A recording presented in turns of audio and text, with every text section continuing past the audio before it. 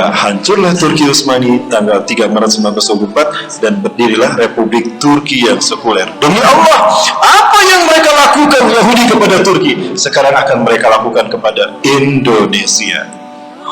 Betul tidak, para sekalian? Itu sudah mereka lakukan. Jadi gimana? Tinggal menunggu kehancuran. Ya. Tapi kenapa? Kok tidak bisa juga? Karena kita bersatu, para sekalian. Betul? Allahu Akbar. Ini, para sekalian, inilah perang tanpa senjata yang sedang mereka gambarkan. Jika dengan cara begini Turki Utsmani yang menguasai 2/3 dunia bisa mereka hancurkan, apalagi Indonesia. Mereka pikir Indonesia mudah mereka hancurkan. Karena ukuran mereka sekelas Turki bisa mereka hancurkan, apalagi Indonesia. Mereka tidak tahu kalau di Indonesia ada kita, betul? Itu dia. Nah, ini yang membuat mereka frustasi.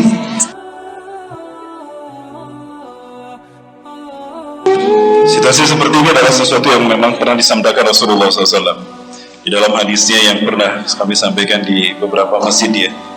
Bahwa Rasulullah SAW menyatakan salah satu tanda kiamat telah dekat adalah munculnya para wa'ul dan binasanya para wa'ul dan munculnya para tuhut.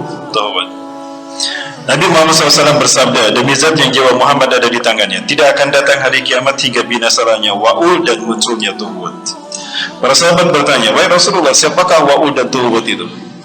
Rasulullah menjawab, wa'ul adalah para pemuka dan pemimpin umat manusia. Mereka dermawan, mereka berakhlak baik, mereka pejuang-pejuang sejati, namun mereka tidak dikenal masyarakat karena media tidak berpihak kepada mereka. Ya. Sedangkan tuhut, kata Rasulullah, adalah orang-orang yang ada di bawah tapak kaki mereka. Ya, di bawah tapak kaki manusia, manusia-manusia yang buruk akidahnya, buruk rupa mereka, buruk perangai mereka.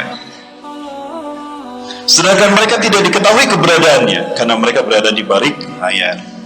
Demi Allah, apa yang Rasul sampaikan ini terjadi zaman kita, para sekalian. Ya.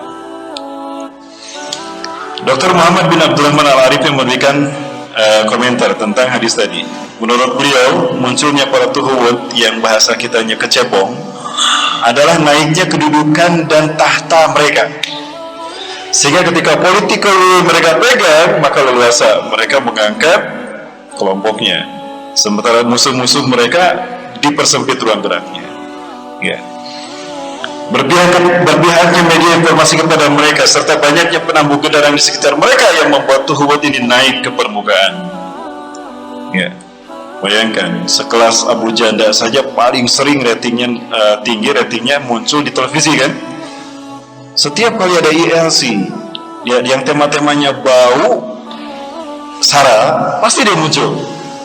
Nah, sedangkan para wa'ul adalah orang-orang yang mulia, orang-orang yang pandai, pemberi nasihat, akan tetapi mereka tidak diketahui oleh umat. Kenapa? Karena media informasi tidak berpihak kepada mereka, hukum tidak berpihak kepada mereka, ya. Kemudian juga ekonomi tidak berpihak kepada mereka. Maka mereka bahkan dibikin tidak diketahui umat sama sekali. Para sekalian, inilah bentuk perang tanpa senjata, propaganda, para sekalian. Ya, para sekalian, dan belakangan ini sudah makin jelas bagi kita bagaimana bentuk perang pemikiran ini makin mengerucut. Bagaimana ini bisa terjadi? Ya, umat Islam bisa mengalami ini karena banyaknya kaum munafikin. Mereka mengaku Islam, tetapi mereka benci ketika Islam diamalkan. Ngakunya Islam, tetapi mereka kebakaran jenggot kalau umat Islam mendapatkan keuntungan. Ya. Demi Allah, kalau bukan karena mereka, umat Islam tidak akan pernah merasa kalah dan dipermalukan di mata dunia. Inilah para inspirator, ya, inspirator dari mereka yang melakukan upaya pendiskreditasi terhadap umat Islam, menyebar hoax, provokator ketika umat Islam akan melaksanakan perintah Allah dan Rasulnya. Ya. Dulu mereka tidak ada. Lalu bagaimana mereka bisa muncul? Itu tadi. Adanya kelompok orang yang berperan mendesain mereka sehingga mereka muncul. Kenapa mereka bisa muncul? Apalagi kalau bukan karena dunia. Ya. Demi Allah, ini membuktikan apa yang disampaikan Rasulullah SAW.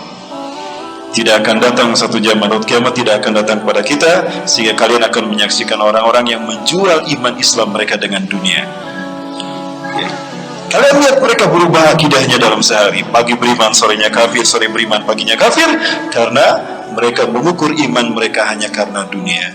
Ketika dunia berpihak kepada mereka, tentram, sakinah mereka bersama umat Islam. Tapi ketika umat Islam tidak memberikan dunia kepada mereka, mereka balik menjadi musuh umat Islam, bersekongkol dengan musuh-musuh kalian. Para muslimin yang dirahmati Allah. Maka fitnah demi fitnah pun mereka lancarkan lewat media. Iya. Dia pernah menyatakan, ya, tokoh yang satu ini, para sekalian, barang siapa yang dengan menyiarkan berita atau pemberitaan bohong dengan sengaja, ini menerbitkan keonaran di kalangan rakyat, dihukum dengan hukuman penjara setinggi-tingginya 10 tahun. Ini merupakan undang-undang KUHP, ya, hukum pidana pasal 14 ayat 1. Ya, maksudnya rahmati Allah. Ini lucu ketika dia mengomentari dan meminta agar duta besar Arab Saudi ini dipulangkan. Ya, padahal yang dikatakan oleh duta besar Arab Saudi apa, para pembakar bendera tauhid itu adalah kelompok yang menyimpang. Sekali lagi, para pembakar bendera tauhid itu adalah kelompok yang menyimpang. Subhanallah, ya. Beliau sudah mengucapkan demikian. Tapi dalam pengakuannya, termasuk juga ketika Banser pun ditanya, diinterogasi, kenapa kamu membakar bendera itu? Itu bukan bendera tauhid, itu bendera HTI. Ya. Maka apa yang dikatakan oleh duta besar Arab Saudi berbeda dengan apa yang mereka katakan, kan? Duta besar Arab Saudi mengatakan membakar bendera tauhid itu adalah perilaku menyimpang, sementara yang mereka mengaku yang mereka bakar bendera HTI, kan beda. Yang ini bendera tauhid, yang ini bendera HTI. Nah, kenapa mereka marah, tersinggung oleh duta besar Arab Saudi? Mereka tahu kalau yang mereka bakar itu bendera tauhid, tapi kan ngakunya bendera HTI. Ya. Begini pemikiran para kecebong beramal. Ya. Saya pernah menyampaikan, ini ibarat seekor kucing yang ada lalat hinggap di atas tubuhnya. Ya, ada tikus nih yang benci sama kucing tadi. Kebenaran ayah lalu cicing dina awak si kucing. Dipukul itu lalat dengan kayu besar. Yang sakit lalatnya apa kucingnya? Ya. Kucingnya marah sama si tikus. Hari mana burit, kenapa pukul saya? Saya tidak memukul kamu kucing, yang saya pukul lalat. Mereka benci sama Islam, mereka ingin memukul Islam. Tapi ketika ditanya, kenapa kamu membakar bendera kami? Yang kami bakar bukan bendera tauhid, yang kami bakar bendera HTI. Itu kan kata mereka. Tapi ketika Raja Arab Saudi mengatakan para pembakar bendera tauhid bukan bendera HTI, para pembakar bendera tauhid itu adalah kelompok yang menyimpang, tersinggung mereka. Oh, berarti mereka sadar yang mereka bakar adalah bendera tauhid. Jadi ahli hoak ini siapa, para mereka? Nah, para sekalian, inilah para tuhud yang menjadi jongosnya mereka yang berada di belakang tuhud ini. Pertanyaannya, siapa yang berada di belakang tuhud ini? Siapa lagi kalau mereka yang membenci Islam sejak zaman para nabi dan rasul, yang sudah dengan lantang menyatakan penentangan mereka pada Allah dan Rasulnya, kalau bukan ahli kitab? Masih ingat para sekalian, bagaimana dia bisa besar seperti ini kalau bukan dibesarkan oleh Yahudi? Siapa yang membesarkan dia kalau bukan orang-orang Yahudi? Ya, disinilah awalnya kalimat tauhid itu dibakar. Ya. Orang Yahudi gak pernah kehabisan ide dalam memerangi Allah dan Rasulnya. Rasul aja mereka hadapi, apalagi para ulama. Ya, maka dengan mudah para kecebong ini dibimbing. Udah, kamu lakukan ini, kamu lakukan ini, kamu lakukan ini. Ya, maka sepakat. Kira seberapa harga sekian triliun, terima, tanda tangan, bagi-bagi dia. Betul? Berapa triliun yang dia dapatkan? Allah, itu pernah ada datanya. Ya, maka kecebong pun dengan bangga melakukan pendiskreditian terhadap Islam. Perempuan yang dimati Allah, yang dikorbankan siapa? Orang-orang jahil di kalangan kaum muslimin. Mereka tidak tahu kalau apa yang mereka lakukan membatalkan keislaman mereka. Ya. Dan Allah membukakan aib mereka. Ya. Mereka membuat makar, Allah membuat makar. Tipu daya mereka kalah sama tipu daya Allah.